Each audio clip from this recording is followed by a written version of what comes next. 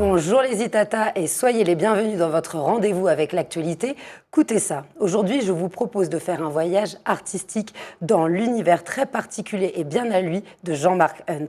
Jean-Marc Hunt, pourquoi? Eh bien parce qu'en ce moment il est exposé à la Fondation Clément jusqu'au 18 août prochain. Et pour découvrir son œuvre, avoir des explications et tout simplement pour savoir qui se cache derrière cet artiste, j'ai le plaisir de l'accueillir. Bonjour Jean-Marc. Bonjour Éléonore. Bienvenue sur le plateau de Zitata, c'est la première fois.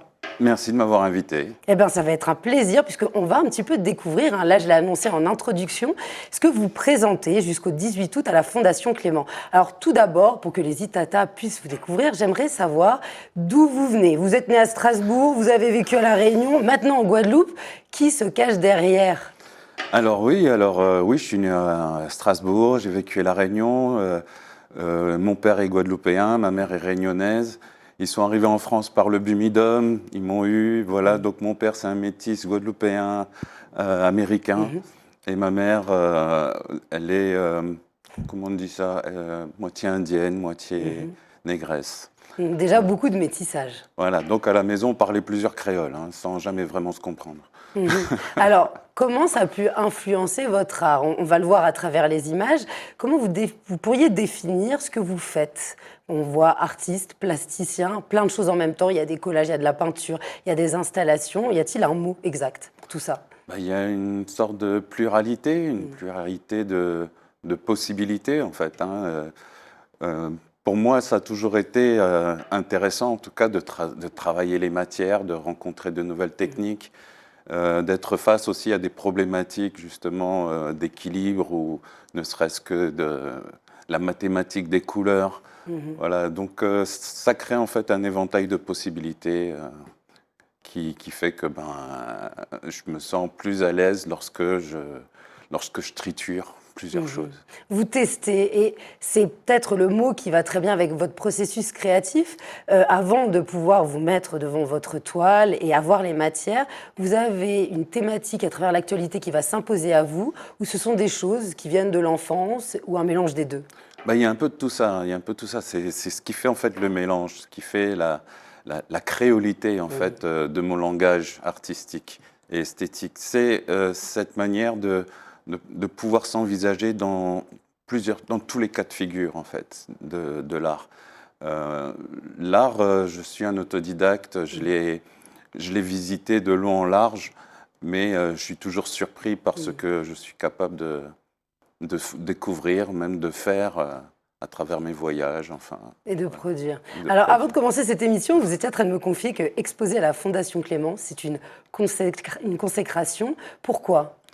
Parce qu'on a besoin en fait de ces lieux qui nous consacrent vraiment un intérêt fort à la production, aussi au rôle d'artiste que nous menons. Elle crée par ce biais-là des modèles qui sont ensuite, comment dire, ils deviennent des chefs de file en fait. Et donc la Fondation, elle crée cette hiérarchisation dans nos propres dans nos savoir-faire, dans notre culture. Voilà, elle amène ce plus qui peut-être manque encore un peu en Guadeloupe. Et puis ça permet aussi de briller, de faire connaître l'art sur les autres continents qui nous entourent. Oui, bien sûr, c'est une rampe de lancement. J'aime bien dire que la Fondation, pour nous, c'est la NASA. Voilà, on est en plein décollage et puis on essaye d'atteindre les étoiles. Alors, lors de cette exposition, il y a plusieurs temps forts, on va dire, mais le titre, c'est Néga-Talent. Pourquoi avoir choisi ce mot? Parce que c'est un regard à la fois sur l'histoire et sur le présent. Voilà, Néga-Talent, qui veut dire nègre à talent. Pour moi, c'était à l'époque des habitations, c'était une hiérarchisation. Donc le Néga-Talent, c'est celui qui avait ce talent de pouvoir faire ce qui était pour les autres pas possible, ne serait-ce que d'imaginer des possibles. Et aujourd'hui, ça a encore peut-être plus de sens vu qu'on vulgarise de plus en plus le mot artiste et que Néga-Talent résonne vraiment dans nos cultures, dans nos identités. elle fait foi à l'histoire et à ce que nous vivons aujourd'hui. Mhm. Alors le mot identité là vient de sortir dans ce que vous dites. On sent que c'est très puissant à travers toute l'exposition. On peut en déduire un certain fil rouge où finalement ce sont différentes pièces d'un puzzle qui vont faire unité à la fin. C'est plusieurs pièces qui vont faire unité. Comme dit, voilà, j'ai des origines voilà, d'un peu disparates. Et donc, ça crée une unité finalement qui est devenue un langage. Voilà, un langage où les formes, les esthétismes peut-être diffèrent, mais le langage est le même. Mhm. À travers toutes les arts, toutes les œuvres que vous présentez, on voit votre évolution aussi, puisque certaines ont été réalisées bien avant par rapport à d'autres. Vous-même, vous avez mûri. Est-ce que vous portez un regard bienveillant ou des fois critique selon certaines œuvres, parce qu'elles sont plus ou moins récentes? Non, non, non, je ne choisis pas entre mes enfants. C'est bien de le dire. Non, non, disons que c'est une exposition monographique qui retrace plus de 20 ans de carrière, hein, plus de 20 ans de création, plus de 20 ans de voyages, de rencontres. Et donc chacune des pièces qui sont présentées ont chacune leur intérêt. Mhm. Voilà, je n'ai pas de... De hiérarchisation. Voilà, je ne mesure pas la différence. Et d'ailleurs, elles sont réparties, je le disais il y a 2 minutes, avec des thématiques. Notamment, on peut commencer par les jardins créoles, et puis vous pourrez évoquer les deux autres. Quels sont les adjectifs qui vont définir ces 3 temps forts? Alors pour le jardin créole, je dirais que c'est la résistance. C'est le lieu commun en fait de toute la créolité en fait. C'est le moyen de subsister, le moyen d'autosatisfaction aussi, de partage, de connaissance, de transmission. Voilà, pour les jardins créoles, c'est ça. Quand je parle de résistance, j'aime bien dire résister à la séduction moutonnière. Voilà, celle Fait suivre. qui fait suivre des distractions inutiles, par exemple. Donc on sent une véritable réflexion politique à Oui, travers cet exemple que vous venez de donner sur la société de consommation, par exemple. par exemple, société de consommation, aussi nos écrans aujourd'hui qui créent des manques à gagner, enfin, je veux dire, qui nous ralentissent dans nos élans.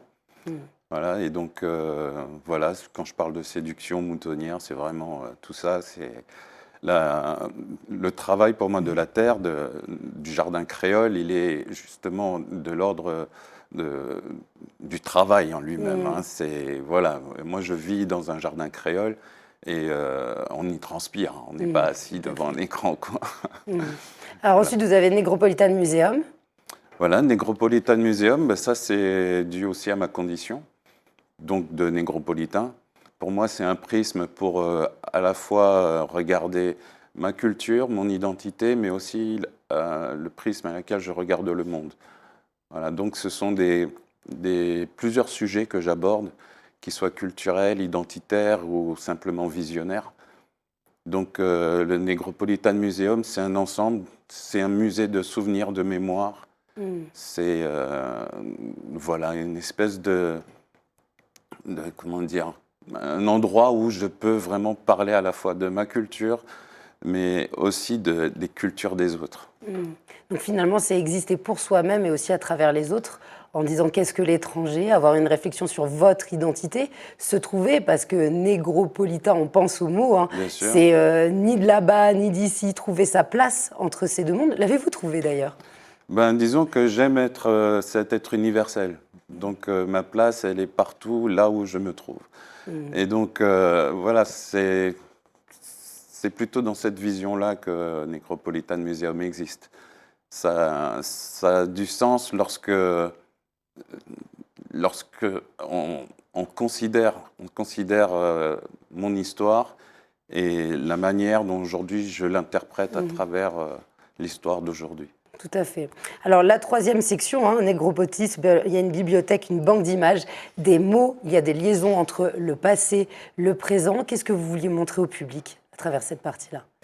Que tout est cyclique, que tout est cyclique. On répète les mêmes erreurs, on répète peut-être les choses qui devraient pouvoir nous rendre conscients de de ce qu'on perd en fait. Et que le rapport entre le passé et le présent est toujours prégnant. Voilà. On vit dans des néo-sociétés. Alors, la mise en valeur de vos œuvres est très importante aussi, hein, puisque derrière, il y a tout le travail de la Fondation Clément. Il y a aussi des textes qui ont été rédigés, un historien avec des parallèles. Pour vous, c'était important d'être transversal? Oui, il y a cette transversalité qui est très importante, à la fois pour avoir un regard extérieur, un regard critique, qui amène peut-être une plus-value ou une sous-valuation.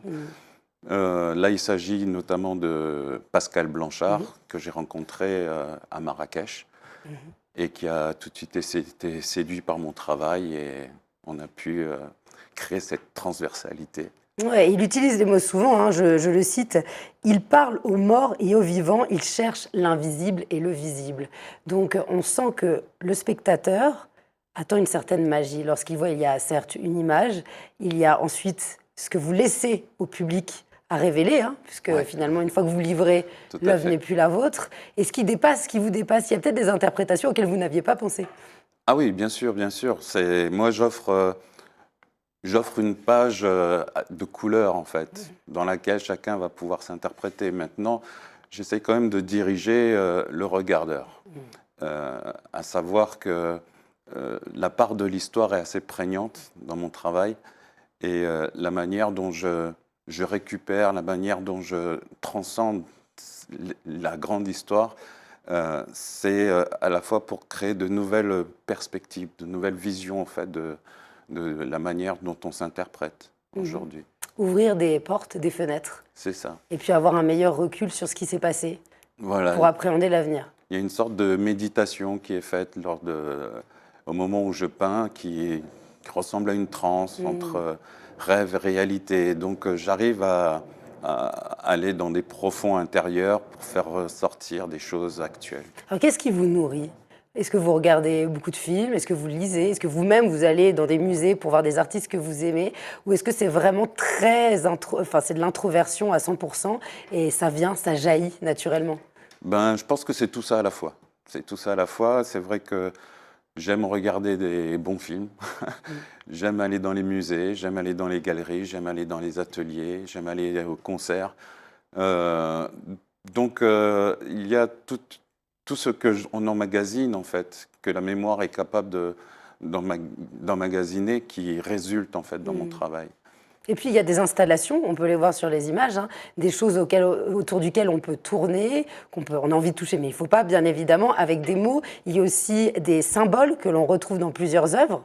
Alors, on peut voir des visages, des squelettes, je n'en dirai pas plus, aux Itata de découvrir par eux-mêmes. Tout ça est d'une grande mixité et d'une grande richesse. Comment a été l'accueil du public jusqu'à présent ? L'accueil du public, moi, je l'ai vécu le soir du vernissage, c'était assez fort. Assez fort. Je pense que j'amène quelque chose en plus dans ceux qui connaissent déjà, parce que c'est un public plutôt averti. Et donc, voilà, le fait qu'ils se retrouvent face à mon œuvre, qui généralement le découvrent sur les réseaux, là, ils l'ont en vrai, dans un très bel écrin, je dirais, ça crée comme ça une émulsion, un rapport où on pouvait s'entretenir avec les œuvres, vraiment. Ils pouvaient montrer du doigt, ils pouvaient vivre l'instant et pénétrer les œuvres. Alors, ces œuvres, hein, on précise, ont différentes formes, différents volumes. Il y a un travail, d'ailleurs, sur des matières différentes. Quelles sont vos techniques favorites? Le papier. Alors, le papier, ça a été à la fois... pour sa qualité, bien sûr noble mais accessible, mais aussi pour parfaire en fait aux contraintes d'être sur une île et de vouloir joindre les autres pays. Donc le papier, c'est un matériau que je peux sortir vite fait de mon sac, que je peux gratter, déchirer, broyer, dessiner assez rapidement. Enfin, un peu partout, je dirais, dans les avions, dans les trains, en bateau. Oui, contrairement à un autre médium qui ne se transporterait pas facilement, voilà. Là, vous pouvez en plus l'avoir sous différentes formes. Voilà, là, justement. Et donc là, ça me permet en fait d'arriver, par exemple, à New York et de commander une toile et ensuite de commencer à maroufler mes papiers et d'avoir un grand format, et de pouvoir l'exposer. Parce qu'en partant de la Guadeloupe avec un grand format, c'est quasiment impossible. J'imagine. Alors, je vais rebondir sur le mot que vous avez utilisé tout à l'heure, transmission. Vous êtes curateur à d'autres Aussi. moments de votre vie, hein, vous êtes très riche. Eh bien, qu'en est-il, selon vous, de la nouvelle génération d'artistes qui poussent, que vous êtes amené à rencontrer? Êtes-vous plutôt optimiste? Est-ce que vous sentez un acte de militantisme, de rébellion, de prise de conscience? Ou est-ce plutôt des personnes qui vont peindre pour la beauté du geste? Ben, il y a les deux cas de figure, hein. Donc, moi, je m'intéresse, c'est vrai, à ces artistes militants, engagés dans leur œuvre, dans leur art. Ceux qui s'investissent, qui ont ce besoin profond de produire et de raconter des histoires. Voilà. Maintenant, il y a, comme dit, ces deux cas de figure d'artistes aussi que je vais rencontrer, qui le font juste pour s'épanouir et qui apportent aussi quelque chose. En tant que curateur, j'aime, moi, raconter des histoires qui soient dans le langage de mes propres œuvres. Donc, je fais du commissariat sur ce que j'appréhende. Donc, il y a de plus en plus de ces artistes-là. J'avais présenté Désir Cannibal, notamment à la Fondation Clément, puis à Miami, qui regroupait des jeunes de moins de 40 ans qui étaient déjà tous à l'international et qui vivaient en Guadeloupe.